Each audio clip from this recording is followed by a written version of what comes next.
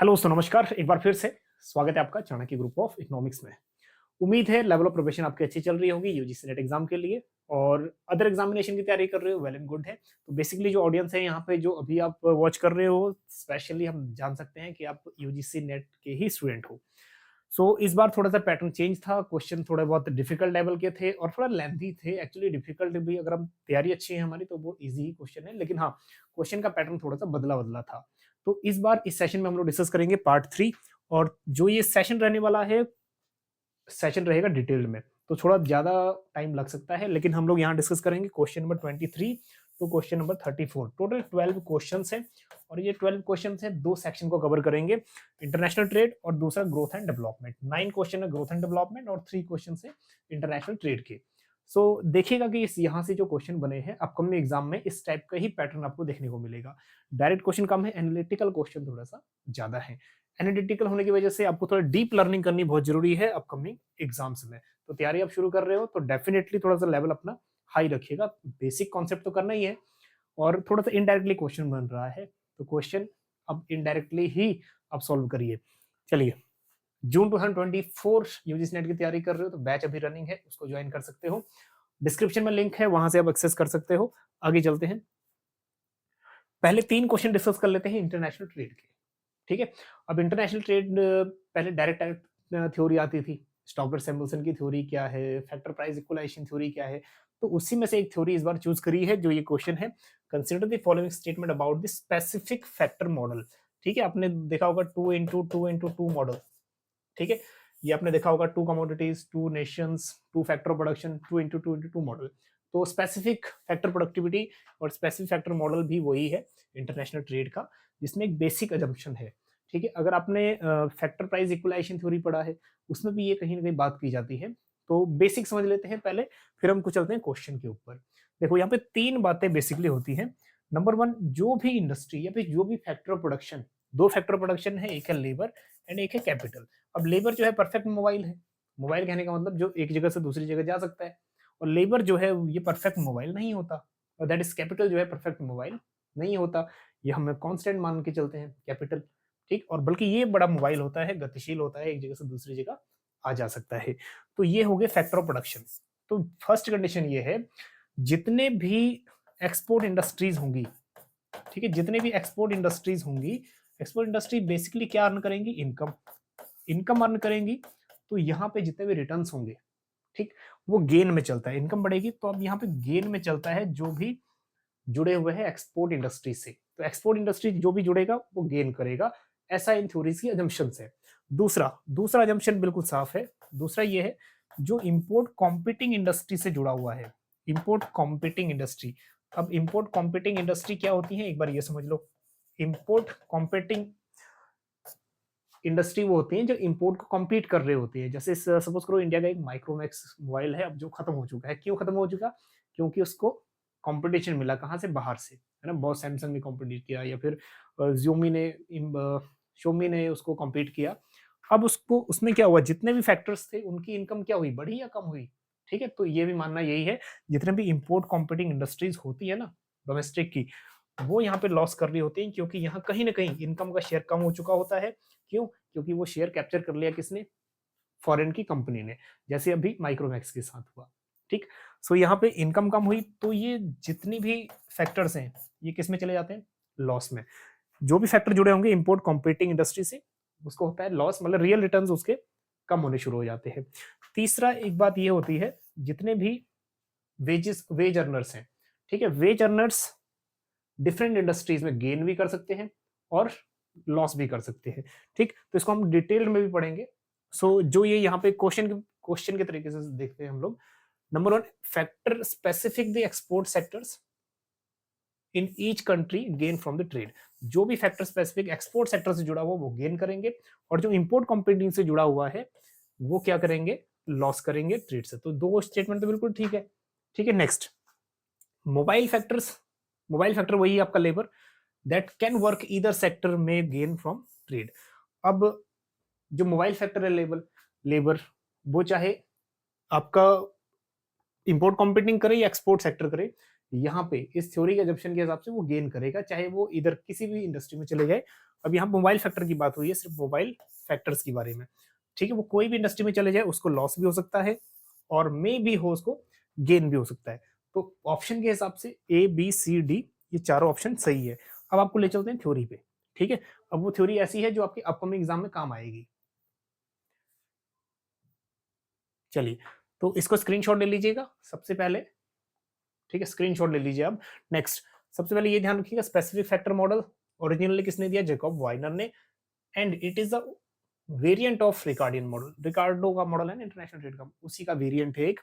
Next, specific model designed to evaluate real world phenomena, ठीक है। अब ये फैक्टर मोबाइल है जो उसके रियल वर्ल्ड फिनोमिना में काम करता है, रियल लाइफ में यूज होता है। So that assuming that one factor capital cannot move between the industries, अब capital इतना मूव नहीं कर सकता क्योंकि वो कांस्टेंट माना जाता है। while the other factors labor can freely move, जो मोबाइल है वो है लेबर आपका, ठीक है। तो लेबर आपका इंपोर्ट कॉम्पिटिंग में भी जा सकता है और एक्सपोर्ट इंडस्ट्री में भी जा सकता है, तो इसीलिए वो गेन भी कर सकता है और वो लॉस भी कर सकता है, ठीक है। उसको दोनों ही चीजें वर्क दोनों जगह करेगा और लॉस भी हो सकता है और गेन भी हो सकता है, ठीक। सो दैट अब ये तीन चीजें देखना ये इंपॉर्टेंट है। सो यहाँ देखो, the real rents in the export industry rise. Export industry, अब रेंट की बात आ गई, क्वेश्चन ये भी आ सकता है कि रेंट वाइज, क्वेश्चन आ सकता है कि रियल रिटर्न्स वाइज, ठीक है, कहाँ बढ़ेंगे कहाँ कम होंगे। And real rents in the import competing industry falls होंगे। एंड रियल वेज जिसकी बात हो रही है, real wage in both industries में राइज और फॉल्स, ठीक है। रियल वेज जो लेबर मोबाइल है वो उसमें कमी भी हो सकती है उसकी वेजेस में और बढ़ भी सकती है, ठीक है, चाहे वो किसी भी इंडस्ट्री में काम करे। तो इस टॉपिक के हिसाब से या कॉन्सेप्ट के हिसाब से ये चारों ही कॉन्सेप्ट क्या है, बिल्कुल सही है, ठीक है। तो ध्यान रखिएगा, अपने एग्जाम के लिए क्वेश्चन भी प्रिपेयर कर लीजिए। दूसरी चीज ये भी सही है और उसको दूसरे तरीके से एक्सप्लेन किया गया है, तो इसका भी स्क्रीनशॉट ले लीजिए, बात वही है। चलिए आगे देखते हैं नेक्स्ट क्वेश्चन। अब यहां से दो क्वेश्चन बिल्कुल सिमिलर आए, इस बार इंटरनेशनल ट्रेड से। हाँ जी, एक क्वेश्चन क्या था? Resulting covered interest arbitrage flows, एक कवर्ड इंटरेस्ट आर्बिट्रेज फ्लोज था। और दूसरा क्वेश्चन देखो, यही सही एक क्वेश्चन आया ये वाला, इसमें पूछा गया है अनकवर्ड इंटरेस्ट आर्बिट्रेज पैरिटी। अब ये दोनों ही क्वेश्चन क्या हुआ, जिसको ये कॉन्सेप्ट थोड़ा सा आता भी था उसने दोनों ही क्वेश्चन क्या किए, बिल्कुल सही किए, ठीक। अब एक एक करके इसको समझते हैं कॉन्सेप्ट को, फिर हम लोग अपने जो एग्जांपल है ना वो देंगे तो बहुत जल्दी समझ आ जाएगा विद एग्जांपल। चलिए पहले एक एक करके समझते हैं। Suppose India is a home country, है ना, इंडिया क्या है, हमारा होम कंट्री है, ठीक है। Plus USA is a foreign country, USA है foreign country. Now rate of interest in India is 3%। आज बहुत अच्छे से माइन्यूटली ऑब्जर्व करना, कोई जल्दबाजी नहीं है ना, 2-4 मिनट एक्स्ट्रा लग जाएगा तो क्या होगा, कम से कम कॉन्सेप्ट तो हो जाएगा। चलिए आगे देखिए। So real rate of interest अगर हम बात करें इंडिया में है 3% एंड यूएस इंटरेस्ट रेट है 1%। यूएस में रेट ऑफ इंटरेस्ट है 1%। अब एक बात बिल्कुल अच्छे से सुनोगे, देखो कि ये आर्बिट्रेज करते क्या है और कवर्ड और अनकवर्ड आर्बिट्रेज का मतलब क्या है। उसके बाद ये कह रहा है कि एक्सचेंज रेट इज 80, एक यूएस डॉलर जो है उसकी वैल्यू कितनी है, रुपीज 80 के बराबर है। अभी कह रहे हैं स्पॉट मार्केट में, और 81 rupees in 3 month forward market. और फॉरवर्ड मार्केट में होता ये है कि हम प्राइस लॉक कर देते हैं फ्यूचर के लिए, ठीक है। अब यहाँ पे लॉक कर दिया फॉरवर्ड मार्केट में कि अब 81 रुपीज में डील करेंगे 3 महीने तक, ठीक है। इरिस्पेक्टिव ऑफ कि उसका प्राइस बढ़े या कम हो, 75 भी हो सकता है, 85 भी हो सकता है। तो रिस्क से बचने के लिए हम लोग एक वर्ड यूज करते हैं, हेजिंग, ठीक है। जो ये हेजिंग क्या करता है, फॉरेन एक्सचेंज रिस्क को कवर कर देता है। वो हमने 81 रुपीज फॉरवर्ड मार्केट में लॉक कर दिया, 3 महीने बाद हम उसी रेट पर उसको सेल करेंगे, नो मैटर कि तब बाजार में डॉलर का रेट क्या है, ठीक है। ये तो हो गया हेजिंग। आगे देखते हैं, which of the following is true resulting of covered interest arbitrage flows. अब यहाँ पे एक बात ये समझना जरूरी है कि ये आर्बिट्रेज क्या है, ठीक है। इंटरेस्ट आर्बिट्रेज है क्या? देखो इंटरेस्ट आर्बिट्रेज ये होता है कि जहां भी इकोनॉमी में ये आर्बिट्रेज क्या करते हैं, करेंसीज को एक जगह से बाई करते हैं और दूसरी जगह सेल करते हैं। जहां करेंसी की वैल्यू कम है उसको वहां से परचेज करेंगे और जहां उसकी वैल्यू ज्यादा है उसको वहां पे सेल कर देंगे। तो होगा क्या ये आर्बिट्रेज बहुत अच्छा काम करते हैं। जहां जहां सप्लाई कम है, ठीक है, तो उसका जब प्राइस बढ़ रहा है तो वहां से खरीदते हैं जहां उसका प्राइस कम है, ठीक है, और जहां वो महंगा बिकेगा वहां उसको बेच देते हैं। तो एक टाइम ऐसा होता है कि इंटरनेशनल में वो इक्विलिब्रियम में आ जाता है। ठीक, तो ये बात वैसी है कि जैसे एक जगह सप्लाई कम है तो दूसरी जगह सप्लाई कम है तो उसको प्राइस ज़्यादा है, तो दूसरी जगह से आपने वो खरीदा, उधर उस मार्केट में डालना शुरू किया, तो इस मार्केट में सप्लाई बढ़ गई, दूसरी मार्केट में, है ना, सप्लाई बढ़ेगी तो उसके प्राइस अपने आप डाउन आ गए। तब तक ये आर्बिट्रेज चलता रहेगा जब तक दोनों मार्केट इक्विलिब्रियम में ना आ जाए। ठीक है, ये तो था आर्बिट्रेज। अब कवर्ड आर्बिट्रेज क्या होता है कि जब हम लोग एक फिक्स कर देते हैं, कवर कर देते हैं, जैसे हेजिंग है ना वो कर देते हैं, प्रोटेक्ट कर देते हैं कि यही इंटरेस्ट रेट पे हम लोग बाद में भी आपसे डील करेंगे, या फिर उसको कवर कर देते हैं। ठीक है, जैसे हेजिंग है ना, हमने कवर कर दिया, अब फ्यूचर में इसी रेट पे हम ट्रेड करेंगे, तो यह है कवर्ड इंटरेस्ट रेट आर्बिट्रेज। ठीक है, अब समझते हैं आगे। 80 रुपीज करंट प्राइस है। अब जो आर्बिट्रेज है या फिर जो इन्वेस्टर है वो क्या करेगा, जहां रेट ऑफ इंटरेस्ट उसको सस्ता पड़ेगा वहां से रुपीज लेगा, और जहां उसको ज्यादा फायदा होगा उसको वहां वो, ठीक है, इन्वेस्ट कर देगा। अब सपोज करो यूएसए में 1% रेट ऑफ इंटरेस्ट है, 1% यूएसए में, ठीक है, और $1000 वो इन्वेस्ट करता है, एक यूएसए में $1000 इन्वेस्ट करता है, तो $1000 इन्वेस्ट करेगा तो रेट ऑफ इंटरेस्ट कितना, 1%। ठीक है, अब 1% अगर हम कैलकुलेट करेंगे तो ये हो जाएगा 10। ठीक है, टोटल $1000 प्लस $10, ठीक है, ये हो गया $110। हाँ जी, कितना डॉलर, $110। ठीक, 10% क्योंकि वो 1% क्योंकि वो था रेट ऑफ इंटरेस्ट। ठीक, अब इसको अगर हम लोग रुपीज में कैलकुलेट करेंगे तो कितने से मल्टीप्लाई करना पड़ेगा, 80 से, क्योंकि कन्वर्ट करेगा वो, उसको डॉलर को इंडिया में इन्वेस्ट करना है, डॉलर को 1% में यूएसए से लेगा और इंडिया में वो इन्वेस्ट करना है उसको। ठीक है, अब ये देखो, अगर हम लोग यहाँ पे इसको टोटल करेंगे तो इसमें रफली कर लेते हैं 1010 मल्टीप्लाई बाई 80। ठीक है, 0000808। ठीक है, ये बन गया 00808। तो ये हो गया 80800, मतलब 80,800 रुपए अगर ये कन्वर्ट करता है। ठीक है, दोबारा समझ लो, इन्वेस्टर क्या कर रहा है, $1000 ले रहा है, $1000 1% रेट ऑफ इंटरेस्ट पे, और टोटल कितना हो गया वैल्यू उसका, अगर हम रुपीज में कन्वर्ट करें, क्योंकि इन्वेस्ट कहाँ करेगा वो, इंडिया में, तो 80,800 रुपए उसकी वैल्यू होगी। ठीक है, अब कहाँ करेगा वो ट्रेड, यहाँ पे इंडिया में। अब इंडिया में कितना रेट ऑफ इंटरेस्ट है, 3%।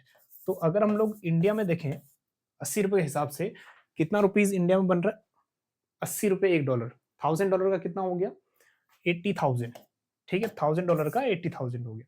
अब अगर यही रेट या यही $1000 को हम लोग इंडिया में देखें कितना बनेगा, ठीक है, ये 3% है, ठीक है, ये 3%, सो 8 3 24, ये हो गया 2400। तो 80,000 प्लस जो हमारा रेट ऑफ इंटरेस्ट था, ये इसको जोड़ के ये बन गया, ठीक है, 2400 इसमें प्लस कर दिया, तो इसकी वैल्यू टोटल हो गई 82,400। दोबारा समझ लो, यूएसए में इन्वेस्ट कर रहा है तो 80,800 मिल रहा है, और इंडिया में इन्वेस्ट कर रहा है तो 82,400 मिल रहा है। ठीक है, तो जाहिर सी बात है इंडिया में वैल्यू ज्यादा है। अब हम चलेंगे कवर्ड इंटरेस्ट रेट पे। ठीक, कवर्ड इंटरेस्ट रेट में क्योंकि उसने फिक्स कर लिया है वो 81 पे, ठीक है, 81 पे, मतलब अब जाहिर सी बात है कि इन्वेस्टर समझ गया है कि फॉरवर्ड में क्या है, 81 रुपीज पे लॉक कर दिया है। तो अब फॉरवर्ड एक्सचेंज रेट देखते हैं, मतलब ये जो 1010 रुपए था आपका, $1010, उसको मल्टीप्लाई करेंगे अब 81 से, क्योंकि 3 महीने बाद जो फॉरवर्ड मार्केट में रेट कितना होगा, मल्टीप्लाई कर दो 81 से। ठीक है, इसको रफली एक बार मल्टीप्लाई करते हैं यहाँ पे,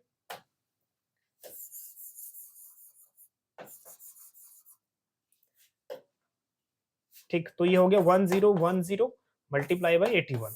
ठीक है, 0101, और इधर हो गया 0808, है ना, तो इसको करते हैं 0180, दैट इज 18। तो ये टोटल हो गया हमारे पास 81810। ठीक है, बोले 81,800। दोबारा देखो, जब वो फॉरवर्ड मार्केट में गया 81 रुपए के रेट से तो उसको कितना टोटल रिटर्न मिला? 81,000। लेकिन अगर वो इंडिया में ही रहता तो पहले ही इंडिया में कितना है? 82,400। तो इंडिया में ही उसको फायदा है। ठीक है, फॉरवर्ड एक्सचेंज रेट में भी इन्वेस्टर पसंद नहीं करेगा कि यूएसए में इन्वेस्ट करे। ठीक है, दोबारा देखो, क्योंकि फॉरवर्ड मार्केट में भी टोटल यूएसए में कितना इन्वेस्ट करके कितना पैसा आ रहा है? 81,810 रुपए। बल्कि इंडिया में ऑलरेडी उससे ज्यादा बन रहा है, 82,400 बन रहा है। ठीक है, पहले के रेट से ही। तो इन्वेस्टर जो है ना यूएसए का, वो क्या करेगा? यूएसए की मार्केट से इन्वेस्ट करना शुरू करेगा। कहाँ? इंडिया की मार्केट। दोबारा समझो, यूएसए सिटीजन इन्वेस्टर जो है यूएसए में इन्वेस्ट नहीं करेगा, वो कहां करेगा? इंडिया में इन्वेस्ट करेगा। कैपिटल का फ्लो कहां आएगा? इंडिया की तरफ आएगा, क्योंकि ज्यादा वैल्यू कौन दे रहा है? इंडिया। कैपिटल फ्लो, ठीक है, यूएसए से इंडिया की तरफ बढ़ेगा।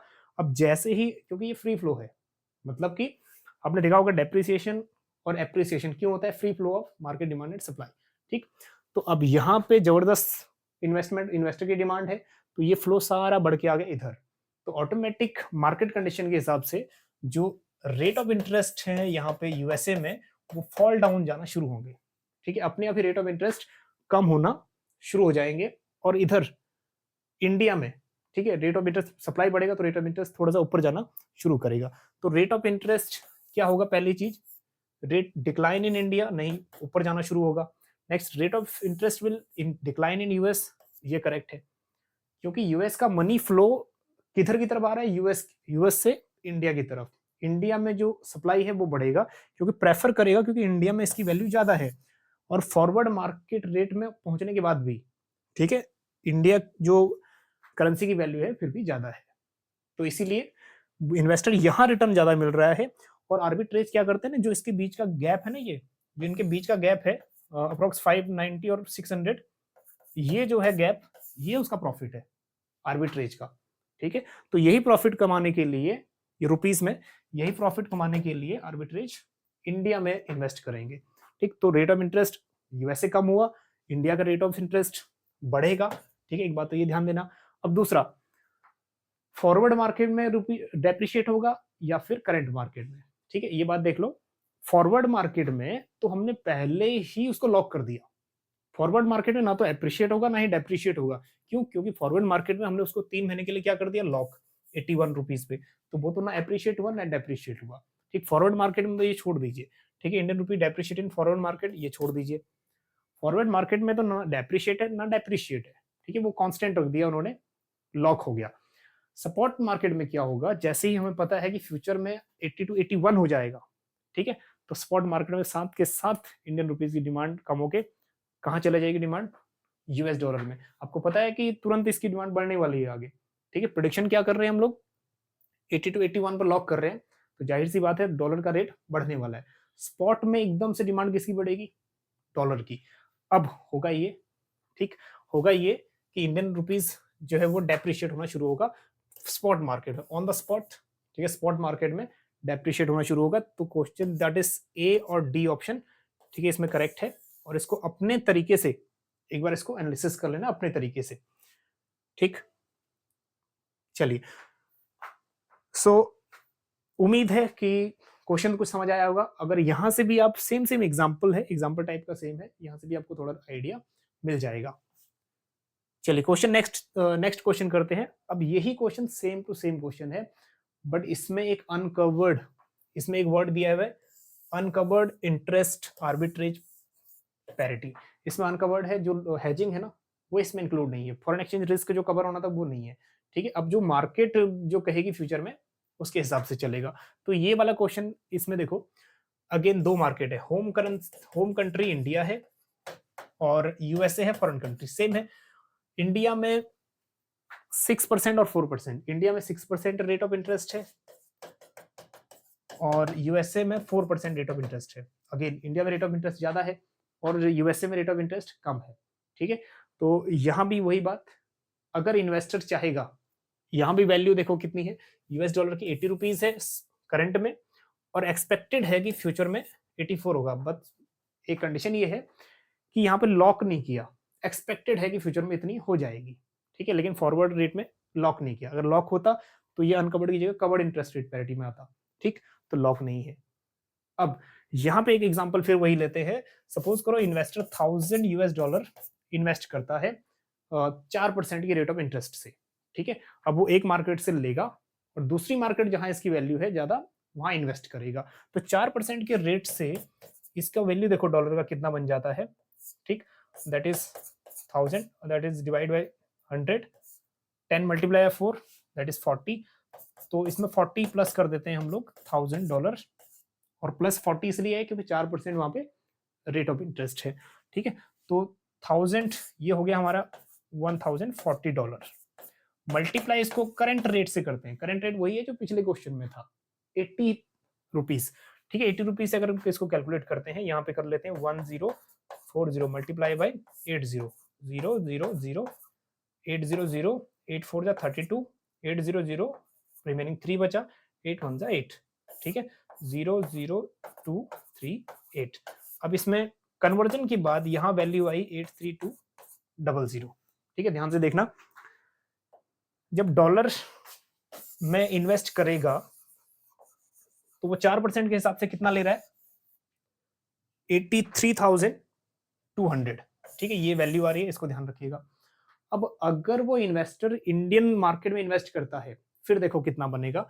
और $1000 मतलब $1000 कहने का मतलब है कितना रुपीस हो गया, 80,000, ठीक है। 80,000 रुपीस को वो इन्वेस्ट कर रहा है। और यहाँ पे रेट ऑफ इंटरेस्ट डिफरेंट है, यहाँ रेट ऑफ इंटरेस्ट ज्यादा है, 6% है, ठीक है, 6%। तो इसका हम लोग वही पहले देखेंगे 6% कितना होता है 80,000 का, 8 6 48, ठीक है, 2 0 इधर आ गए तो 48 प्लस हो जाएगा। तो यहाँ हम लोग 48 प्लस कर देते हैं 80,000, तो ये बन गया, ठीक है, 84,800। तो इंडिया में कितनी वैल्यू बन रही है करंट रेट पे, अगर वो इंडिया में इन्वेस्ट करता है तो 84,800, और वही अगर यूएस में इन्वेस्ट करेगा तो 83,200 वैल्यू बन रही है, सेम $1000 की। तो कहाँ पसंद करेगा इन्वेस्ट करना, इंडिया में। लेकिन अभी कहानी खत्म नहीं हुई, अभी वो सीधा जाएगा फॉरवर्ड मार्केट में, ठीक है, क्योंकि एक्सपेक्टेड क्या है, एक्सपेक्टेड है कि वो 84 होगा डॉलर। एक्सपेक्टेड क्या है कि डॉलर का रेट क्या होगा, 84 होगा। तो जब $84 का रेट होगा तब एक बार कंपेयर करके देखते हैं कि वैल्यू इससे ज्यादा रहता है या इससे कम रहता है, ठीक है। अब यहाँ देखो 1040, 4% रेट ऑफ इंटरेस्ट था, वही $1000 को, ठीक है, 84 से मल्टीप्लाई करते हैं।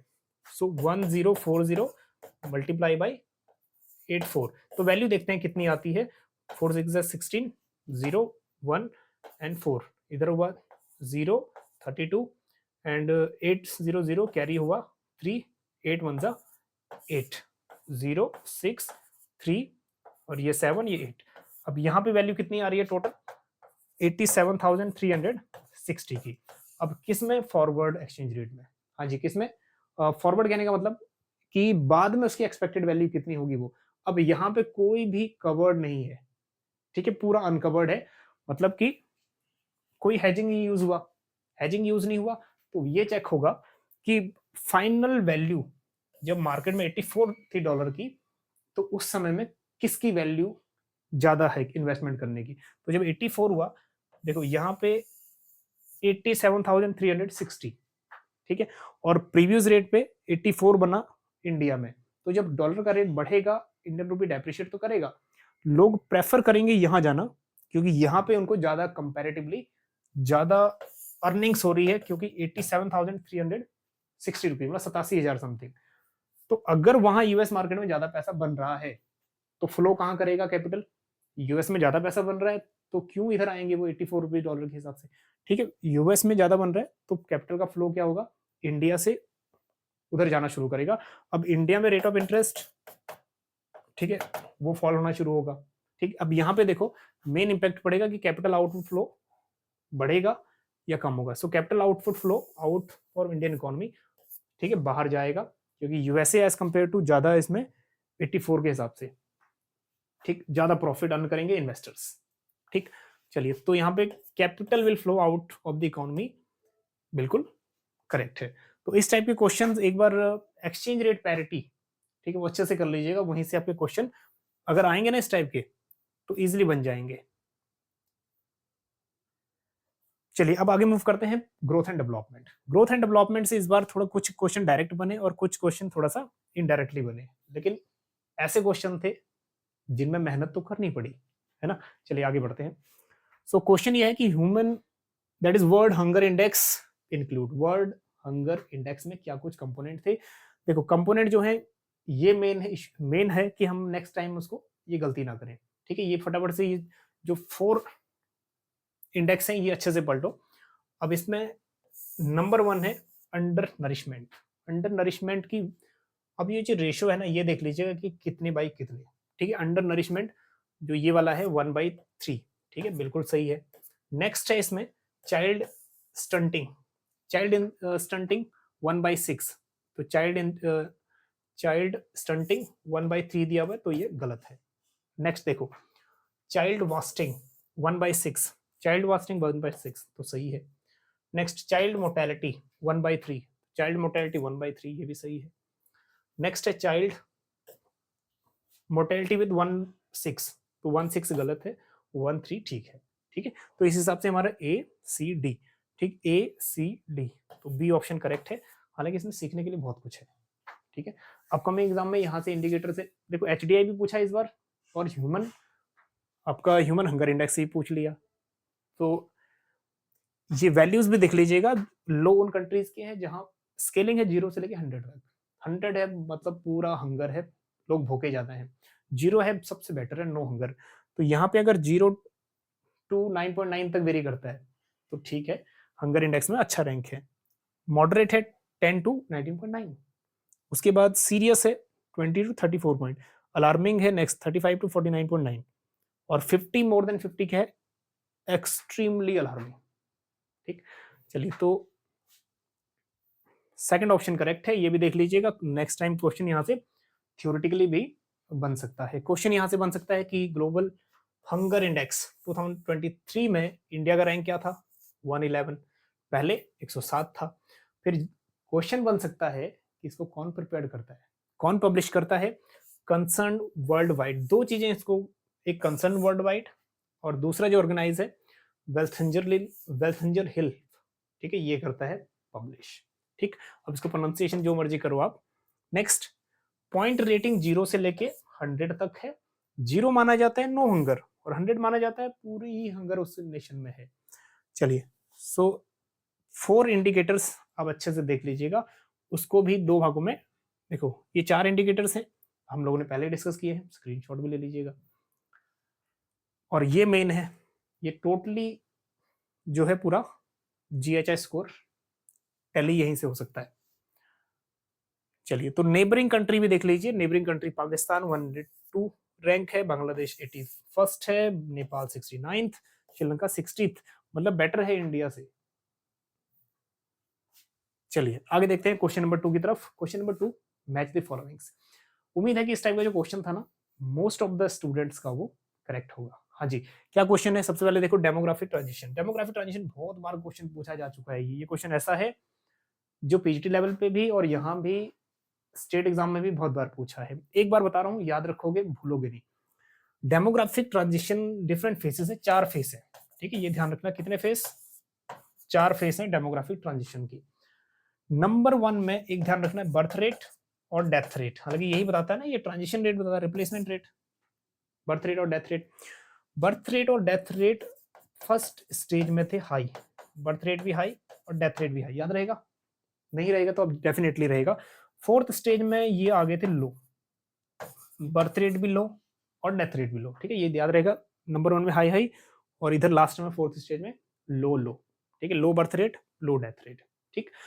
नेक्स्ट बर्थ रेट जो है ना इधर हाई ही था, सेकंड स्टेज में भी बर्थ रेट हाई था, बट डेथ रेट जो है वो फॉल्स होना शुरू हो गया था।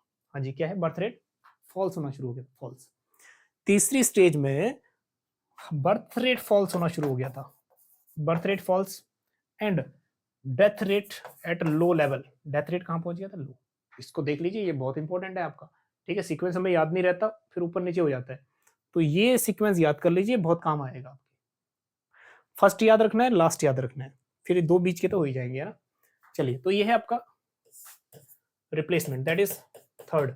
Next stages of growth. अब ये जो स्टेजेस ऑफ ग्रोथ है, ये specifically stages of growth Rosto के मॉडल है। 5 स्टेजेस ऑफ ग्रोथ हैं, ये भी ध्यान रखिएगा। और एग्जाम में ये ग्रोथ का सीक्वेंस ही पूछ लेता है। वाई एक्सिस पे क्या है, इनकम, और यहाँ है ग्रोथ के स्टेजेस। ठीक है, ये ध्यान रखिएगा। अब स्टेजेस एक बार देखिएगा, पहले सीधा, फिर उसके बाद ऊपर, फिर ऊपर, फिर ऊपर, और फिर ये स्टेजेस हैं 5। जो फर्स्ट स्टेज है, ये है आपका ट्रेडिशनल सोसाइटी। ट्रेडिशनल सोसाइटी का मतलब जो एग्रीकल्चर वर्क ज्यादा है यहाँ पे। फिर है precondition of take off. Precondition of take off, take off होता है कि हम लोग अभी उड़ान भरने वाले हैं, हम ट्रांजिशन ला चुके हैं, ट्रांजिशन फेज आने वाला है, ट्रांजिशन फेज आ चुका है इकोनॉमी में। अब ये है टेक ऑफ का सिचुएशन। अब टेक ऑफ में हम लोग मशीनरी यूज करने लग जाते हैं, एडवांस मशीनरी हम लोग यूज करते हैं। फिर आता है एक स्टेज यहाँ पर, डिराइव टू मैच्योरिटी। ठीक है, डिराइव टू मैच्योरिटी पीरियड। अब यहाँ पे हम लोग डेवलप्ड की स्थिति में आ चुके होते हैं, एडवांस मशीनरी यूज कर चुके हैं, तो यह इन्वेस्टमेंट का लेवल भी बढ़ चुका होता है। फिर आता है एक ऐसा फेस जहां आता है level of high mass consumption. ठीक है, हाई मास कंजप्शन का मतलब कि अब हम लोग लेजर ज्यादा है, आराम ज्यादा है, काम है कम, जैसे यूएस कर रहा है। ठीक है, काम कम करते हैं लेकिन आराम ज्यादा करते हैं। तो ये हो गए 5 स्टेजेस, याद रखना। ठीक है, रोस्टो के। Next rural urban migration model है आपका ड्यूअलिज्म का, और ये बात करता है हैरिस टेडेरो मॉडल। अर्बन में इनकम ज्यादा होती है, और रूरल में जो वेजेस है, और इनकम कह लो या वेजेस कह लो, वहां कम होते हैं। तो रूरल एरिया से माइग्रेशन होता है अर्बन एरिया में। ठीक है, तो इसी को कॉन्सेप्ट दिया rural urban migration by Harris Todaro model. ठीक है, नेक्स्ट ड्यूअलिज्म। ड्यूअलिज्म वही होता है जहां पे 2 चीजें मेन रोल प्ले करती हैं, urban rural, traditional society, modern society, है ना। Next, female labour force participation rate. अब female labour force participation rate India में क्या हो रहा है, इंक्रीज हो रहा है। तो लेबर सप्लाई इसमें है बैकवर्ड बेंडिंग लेबर सप्लाई कर। इसका मतलब ये है कि ये है आपका वेज रेट। ठीक है, वाई एक्सिस पे, और एक्स एक्सिस पे है टाइम। ठीक है, कितने टाइम या आवर काम करता है, कितने आवर्स। तो होता ये है कि जैसे जैसे टाइम इनिशियल लेवल पे होता है, तो वेज रेट बढ़ते हैं, तो वर्क आवर भी बढ़ता है, वर्क आवर। लेकिन जब पार्टिसिपेशन रेट बढ़ना शुरू हो जाता है ना, तो ऑटोमेटिक टाइम वेजेस बढ़ते जाते हैं, और टाइम ड्यूरेशन कम होना शुरू हो जाता है जैसे ही पार्टिसिपेशन रेट, या फिर ये कह लो कि जैसे ही हम वेज रेट बढ़ते जाते हैं, एक टाइम ऐसा आता है जहां पे टाइम कम और वेजेस ज्यादा मिलती हैं। तो उस सेंस में ये क्या होता है, ये जो सप्लाई कर्व है लेबर का, ये बैकवर्ड आना शुरू हो जाता है। ठीक, तो ये टोटल कंडीशन जो यहाँ पे बना, आंसर डेमोग्राफिक ट्रांजिशन हो गया 3। ठीक है, 3 है कुछ, ये फर्स्ट में बन गया आपका आंसर, है ना। फिर उसके बाद take off to rural urban migration, dualism, female, हो गया ये 4th। ठीक है, तो यहाँ पे 3rd ऑप्शन बिल्कुल करेक्ट। इस टाइप के क्वेश्चन सबके ही ठीक होंगे, और मोस्ट जो इस बार रेंज गई थी, वो ज्यादातर कैंडिडेट्स फॉल हुए 120 से लेके 140 स्कोर तक। ठीक है, ऑनेस्टली जो ज्यादातर कमेंट्स आए, स्कोर 120 से लेके 140 तक। ठीक है, 154 पे नेट की कट ऑफ थी, तो पोटेंशियल आपका है मतलब इतना। चलिए, तो ये स्क्रीनशॉट ले लीजिए, वही चीजें हैं जो आगे जो हमने डिस्कस की थी अभी।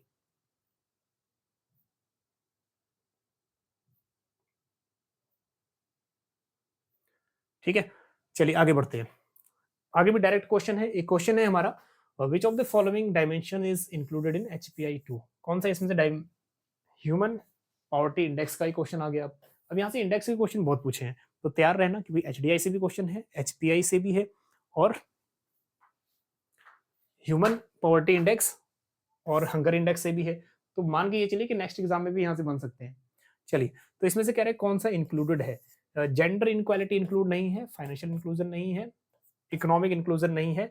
एक्चुअली ये सोशल इंक्लूजन नहीं है, सोशल एक्सक्लूजन का उसमें एक प्रोविजन है। ठीक है, सोशल एक्सक्लूजन का। तो आंसर हमारा 3 करेक्ट है, लेकिन एक बार थोड़ा एक्सप्लेनेशन देख लेते हैं। बेसिक डायमेंशन क्या है, capture in the human development index. अब इसमें स्पेशली ह्यूमन पॉवर्टी इंडेक्स में अ लॉन्ग टाइम, पहले तो हेल्थी लाइफ आ गया, नॉलेज आ गया, डिसेंट स्टैंडर्ड लिविंग आ गया, और कैप्चरिंग सोशल एक्सक्लूजन आ गया। ठीक है, तो इसको जो 3rd ऑप्शन है बिल्कुल सही है। आगे देखते हैं। करेक्ट आंसर जो है सोशल एक्सक्लूजन है, which is not in option. तो ये देख लीजिएगा, अब जो OECD इकोनॉमी है, जो डेवलप्ड इकोनॉमीज है, अब उनमें देखिए, हालांकि ये OECD की, ठीक है, 37 मेंबर नेशंस है और बड़े बड़े एडवांस लेवल है इसमें, जैसे नॉर्वे हो गया, स्वीडन हो गया, वो कंट्रीज है, ठीक है। नेक्स्ट 4 इंडिकेटर्स हैं। एक बात देखिएगा, जो एक HPI 2 रिपोर्ट है, ह्यूमन पॉवर्टी इंडेक्स 2 है, ये डेवलप्ड नेशन के लिए है। जो HPI 1 है वो डेवलपिंग और अंडर डेवलप्ड के लिए है, ठीक है।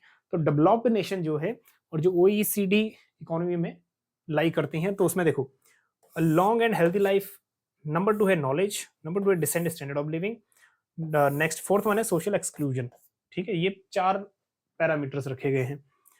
अब ये डाटा वही है जो इनकी वेबसाइट पे है अवेलेबल। चलिए, और ये इंपॉर्टेंट है कि HPI 2 में ये फॉर्मूला नेक्स्ट टाइम भी ना आ जाए, ठीक है। HPI 2 1/4। अब इसमें 4 इंडिकेटर देख लो कौन कौन से। Number 1 P1, that is probability at birth not surviving age of 60, ठीक है, एज ऑफ 60। नेक्स्ट है इसमें P2 ये शो करता है adult lacking functioning literacy skill बताता है।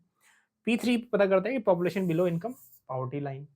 नेक्स्ट P4 ये बताता है rate of long term unemployment, ठीक है, lasting 12 month, long term unemployment, ठीक है। अब ये वही बात कर रहा है सोशल एक्सक्लूजन की, जो बच्चे बाहर रह गए, सोशल एक्सक्लूड हो गए in terms of employment, so long term unemployment, ठीक है, 12 मंथ। तो ये चारों को मिला के बना हमारा ह्यूमन पॉवर्टी इंडेक्स 2, HPI 2। अब डेवलपिंग नेशंस के लिए देख लो क्या है, इसके लिए है HPI 1, ठीक। उस HPI में है 3 इंडिकेटर्स। नंबर 1 ये तो है long and healthy life, knowledge और डिसेंट स्टैंडर्ड ऑफ लिविंग, ये 3 ही पैरामीटर हैं HPI 1 में। सोशल एक्सक्लूजन वाला इसमें नहीं है, ठीक। और इन तीनों में भी 1/3 देखो, ये 3 पैरामीटर और कौन कौन से, ये देखो, probability at birth not surviving to age 40, इसमें एज 40 हो गया इंस्टेड ऑफ 60 किसमें था, ठीक है, पॉवर्टी इंडेक्स 2 में था। नेक्स्ट अडल्ट लिटरेसी रेट आ गया और arithmetic average of 3 characters, arithmetic average in तीनों का। नंबर 1 the percentage of population without access of health services, जिनके पास हेल्थ सर्विस नहीं है, ठीक है। नंबर पहले वाला देख लो, the percentage of the population without access of safe water, वो जिनके पास सेफ वाटर नहीं है, वो जिनके पास हेल्थ सर्विसेज नहीं है। एंड जो परसेंटेज ऑफ मल नरिश्ड, जो कुपोषण के शिकार हैं बच्चे अंडर 5 ईयर्स, ठीक है। तो सीखने वाली बात यह है कि इसमें से अपकमिंग एग्जाम के लिए तैयार रहिएगा। चलिए नेक्स्ट क्वेश्चन पे चलते हैं। नेक्स्ट आ गया क्रोनोलॉजी। तो क्रोनोलॉजी में अगर आपको 1 या 2 ईयर भी पता है तब भी आपका क्वेश्चन बन जाएगा। यहाँ चलिए, नंबर 1 है थ्योरी ऑफ बिग पुश। कई बार आ जाता है कि क्वेश्चन किसने दिया था, ठीक है, क्वेश्चन दिया था रोडान, दैट इज कॉन्सेप्ट दिया था रोडान ने, और डेट भी लिख लो 1943, याद रखना, भूलना मत, 1943।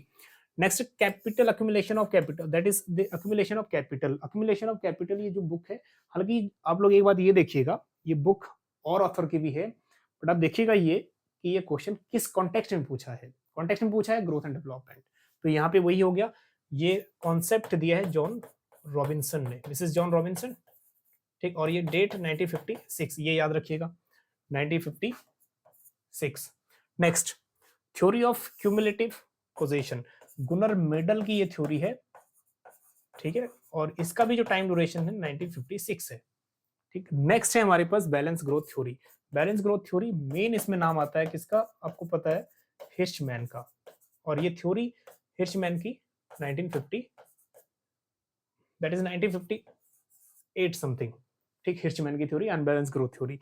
उसके बाद आता है development with unlimited supply of labour, ठीक है। हाँ जी, किसकी थ्योरी है, बहुत अच्छे से आपको पता है, लुइस की थ्योरी है। लुइस की थ्योरी में से क्वेश्चन आते भी हैं, और इसका जो टाइम ड्यूरेशन लिख लीजिए 1954, ठीक है। ये 4-5 थ्योरी आपको क्लियर हो गई कि ये थ्योरी का डेट ये है, ठीक। तो एग्जाम के लिए तैयार रहिएगा, ये कुछ ना कुछ क्रोनोलॉजी नेक्स्ट भी पूछ सकता है। सबसे पहले हो गया रोडान ए, फिर हो गया हमारे पास 1954 लुइस, दैट इज ई, फिर हो गया हमारे पास ये 2 बी और सी, हालांकि 56 है, तो हम देखते हैं ए और ई हमारा बन रहा है, ठीक है, ए और ई, तो ये हमारा बन रहा है, तो हम लोग यहाँ पे बाकी बी या सी डालो या फिर सी या बी डालो, एक ही बात है, ठीक। तो ये हमारा बन गया सीक्वेंस। तो 1 या 2 अगर आपके सेट हुए तब भी आपका सीक्वेंस बनने के चांसेस रहते हैं। ठीक, तो ईयर भी देख लीजिएगा। चलिए इसको स्क्रीनशॉट ले लीजिए, ये वही थ्योरीज है।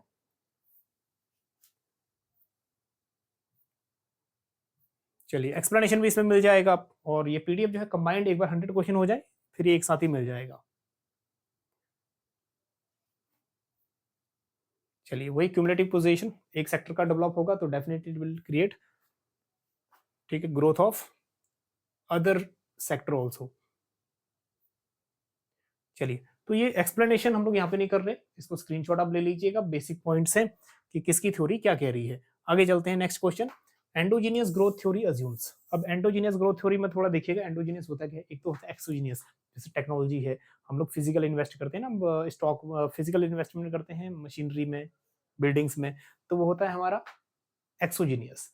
लेकिन जब हम खुद खर्चा कर रहे हैं ह्यूमन कैपिटल के ऊपर, अपनी नॉलेज, स्किल, एक्सपर्टीज, ये सब बढ़ाने के लिए, तब ये क्या बनता है, तब ये बन जाता है एंडोजीनियस मॉडल। तो इसी में एंडोजीनियस मॉडल बहुत इकोनॉमिस्ट ने यूज किया इसमें, ठीक है, आपको देखा होगा, लुकास का मॉडल है, एकेसैन का मॉडल है, ठीक है, एरो का मॉडल है।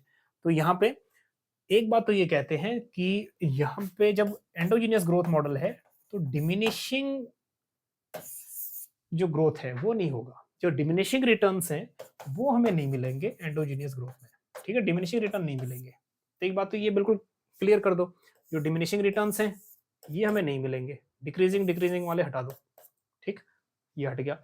बचे हमारे पास दो, एक increasing return scale perfect competition और दूसरा है increasing return to scale imperfect competition. Increasing return to scale बात कही है तो ये परफेक्ट कंपटीशन में तो हो नहीं सकता, परफेक्ट कंपटीशन में it will lead to constant return to scale. तो यहाँ पे हमारे पास क्या हुआ, बचा हमारे पास एक इम्परफेक्ट कंपटीशन और इंक्रीजिंग रिटर्न टू स्केल, ठीक है। सो थर्ड ऑप्शन बिल्कुल करेक्ट है, और इसके जो एक्सप्लेनेशन है, ठीक, ये तो बात हमें पता है कि जब हम ह्यूमन डेवलपमेंट पे खर्चा करते हैं तो एंडोजीनियस ग्रोथ है, और इसकी एजम्पशन देख लीजिए बाद में काम आएंगी। तो एजम्पशन जो हमें पूछा गया था, there can not be a perfect competition when there is increasing return to scale, ठीक है। बाकी और भी इसमें एजम्पशंस हैं, एक एक करके उसको एनालिसिस कर लीजिएगा।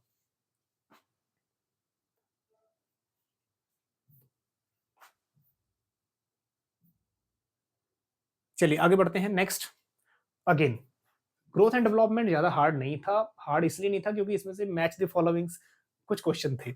अब देखो यहाँ आगे unequal exchange rate, unequal exchange rate, ठीक है, ये कॉन्सेप्ट दिया है ई ए एम्यूनल। अब इसमें है क्या अनइक्वल, जो कैपिटल मूवमेंट होता है या फिर जो वैल्यू रहती है ना लेबर की या कैपिटल की, कैपिटलिस्ट इकोनॉमी में दूसरी है और डेवलपिंग नेशन में दूसरी है। जो फैक्टर ऑफ प्रोडक्शन जो हमारा है एडवांस नेशन में तो वो बहुत अच्छा है, लेकिन डेवलपिंग नेशन में उसकी हालत थोड़ी डाउन है। तो यहाँ पे अनइवन हो जाता है, तो एक्सचेंज ही क्या हो जाता है, अनइवन हो जाता है due to productivity of factors. तो ये अनइवन या अनइक्वल एक्सचेंज रेट शो करता है, किसने दिया है, A Emmanuel. Next, development of under developed nation, concept दिया है जी फ्रैंक ने।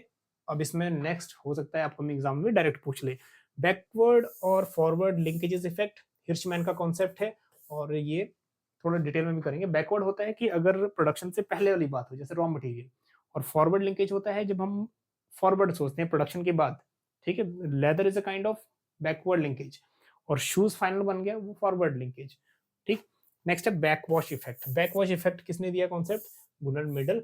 और बैकवॉश क्या कहता है, जब रिसोर्स पुअर कंट्री से रिचर कंट्री की तरफ जाएंगे तो वो है बैकवॉश इफेक्ट, ठीक है, मतलब पुअर कंट्री के रिसोर्सेज रिचर नेशन को जा रहे हैं, तो बैकवॉश इफेक्ट है। तो वही हमारे पास फर्स्ट का हो गया 3, एंड देन सेकंड का हो गया हमारे पास 4th, एंड देन हो गया हमारे पास first, and then second. So 3 4 1 2, 3 4 1 2 जो थर्ड ऑप्शन है करेक्ट है। चलिए तो इमैनुअल अनइक्वल एक्सचेंज रेट देख लीजिए क्या है इसका मतलब। सो इनके अकॉर्डिंग कॉन्सेप्ट देख लीजिए कि कब आया था, 1972, एंडरसन ने 1976 में एक्सप्लेन किया था। अब ये कहते वही हैं कि जो uneven development of factor productive factors, ठीक है, यही डिफरेंस क्रिएट करता है कैपिटलिस्ट इकोनॉमी में। चलिए तो इनकी थ्योरी के हिसाब से कुछ अजम्पशन, 3 अजम्पशन है, ये देख लीजिएगा, क्योंकि नई थ्योरी जो होती है ना, ये नई थ्योरी है अनइक्वल एक्सचेंज रेट। तो नेक्स्ट में कुछ ना कुछ पूछना लेगा, 3 अजम्पशन इसके अच्छे से कर लीजिएगा। Due to international capital mobility there exist a single world wide profit rate. कह रहा है कि कैपिटल मोबिलिटी है तो यहाँ पे वर्ल्ड वाइड रेट सिंगल है, that is profit rate single है। Next, due to immobility of labour, अब इसमें इनकी अपनी ही अजम्पशन है, लेबर इमोबाइल कर दिया और कैपिटल को मोबाइल कर दिया, ठीक है, from the periphery to centre, so there exist wage difference. अब ये जो सेंटर है, मान लीजिए ये दिल्ली है और ये कहीं दूर दराज के एरियाज है, जैसे नॉर्थ ईस्टर्न एरियाज हो गए, कोलकाता हो गया, दिल्ली से दूर। तो इसमें कह रहा है वेज का जो मोबाइल, जो लेबर है वो ई मोबाइल है, ठीक है, एक जगह से दूसरी जगह बहुत टाइम लग जाता है उसको, तो इसलिए वेज का डिफरेंस है। दिल्ली वगैरह एनसीआर वगैरह में वेज ज्यादा है, और पेरिफेरल एरिया या फिर जो बाहर के एरियाज है इनमें जो है वेज रेट कम है, ठीक। नेक्स्ट है, the wage rate is an independent variable, और जो वेज है वो इंडिपेंडेंट वेरिएबल है या इंडिपेंडेंटली वर्क करता है। चलिए, कॉन्सेप्ट देखिए, डेवलपमेंट ऑफ अंडर डेवलप्ड किसने दिया था 1966, फ्रैंक ने। बैकवर्ड लिंकेज, फॉरवर्ड लिंकेज, हिर्शमैन का कॉन्सेप्ट है। बैकवर्ड लिंकेज मतलब made investment made earlier stage of production, जैसे रॉ मटेरियल, लेदर वगैरह, ठीक है। नेक्स्ट है आपका forward, so it is made on final stage of production, जब इन्वेस्टमेंट का हो रहा है फाइनल स्टेज में तो है फॉरवर्ड लिंकेज, और ओरिजिनल हो रहा है जब मतलब बैकवर्ड या रॉ मटेरियल पे तो बैकवर्ड लिंकेज, ठीक है, sale of the product, transportation वगैरह पे जो खर्चा हो रहा है वो। चलिए, गुड एंड मिडल का एक ही कॉन्सेप्ट है 1956 में, ये डेट याद रख लीजिएगा, और ये मेन है। So middle called movement of wealth from poorer regions to the richer nations, it is known as backwash effect। चलिए आगे बढ़ते हैं क्वेश्चन नंबर 7 की तरफ। क्वेश्चन नंबर 7 बिल्कुल इजी है और सिंपल पूछा हुआ है, what you mean by solo residual concept. तो सोलो का रेजिडुअल कॉन्सेप्ट क्या है, डिफरेंस है आउटपुट और इनपुट का, ठीक है। तो मतलब आउटपुट कहने का मतलब ये हो गया growth of output and growth of inputs के बीच का रिलेशन है। डायरेक्ट क्वेश्चन है तो ज्यादा टाइम इस पे नहीं लगाते, इस बात को ध्यान में रखिएगा। सो it is relationship between growth of output and growth of input, ठीक है। बाकी इसमें थोड़ा सा एक्सप्लेनेशन है, इसमें भी एक्सप्लेनेशन में भी वही बात की गई है, ज्यादा इसमें कुछ नहीं है। That represent output growth rate happens beyond the simple growth of inputs.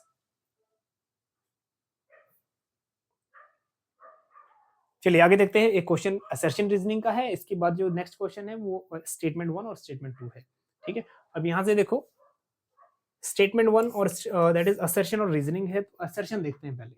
Assertion देखो क्या कह रहा है, according to Domar condition of डेप्थ सस्टेनेबिलिटी। अभी कंडीशन है डॉमर की डेप्थ सस्टेनेबिलिटी, अपनी ही बुक में इन्होंने डेप्थ सस्टेनेबिलिटी को एक्सप्लेन किया हुआ है। The public depth would not rise. अब ये कह रहे हैं कि जो पब्लिक डेप्थ है, मतलब गवर्नमेंट का डेप्थ है ना, वो राइज नहीं होना चाहिए एज प्रोपोर्शन ऑफ जीडीपी, ठीक है, जीडीपी के बराबर वो डेप्थ नहीं होना चाहिए if effective interest rate on government liability happens to be less than or equal to the growth rate of current price। तो इस पूरा स्टेटमेंट को समझ लो, ये पूरा समझ आएगा जब हम इसको पढ़ेंगे concept depth sustainability of Domar, ठीक है। तो सिंपल चलते हैं, जो ये वाला कॉन्सेप्ट है डॉमर का। डॉमर का क्या कॉन्सेप्ट है, डेप्थ सस्टेनेबिलिटी एट सेंटर, ठीक है। जो डॉमर ने समझाया वो बात बता रहा हूं। डॉमर स्टेबिलिटी कंडीशन ये है जब y माइनस आर, y क्या है, rate of growth of GDP, ठीक है, that is y means trend growth rate of GDP at current market price, और r बता रहा है कि एवरेज इंटरेस्ट रेट। ये क्या होना चाहिए, जीडीपी का ग्रोथ और इंटरेस्ट रेट का जो डिफरेंस आना चाहिए ये मोर देन 0 आना चाहिए, ठीक है, 0 से ज्यादा होना चाहिए इकोनॉमी में। नेक्स्ट कह रहा है आईपी इंटरेस्ट पेमेंट है, और ओडी क्या है, आउटस्टैंडिंग डेप्ट, और टी जो है टाइम पीरियड। बस यहां से ही हमारा आंसर बन जाएगा, ठीक।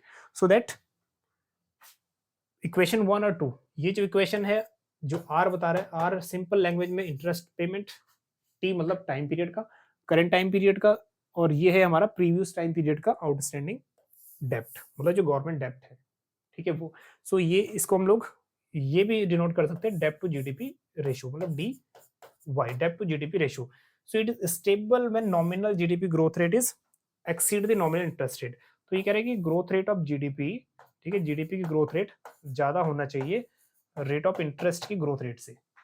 क्वेश्चन में भी यही कह रहा है, ठीक।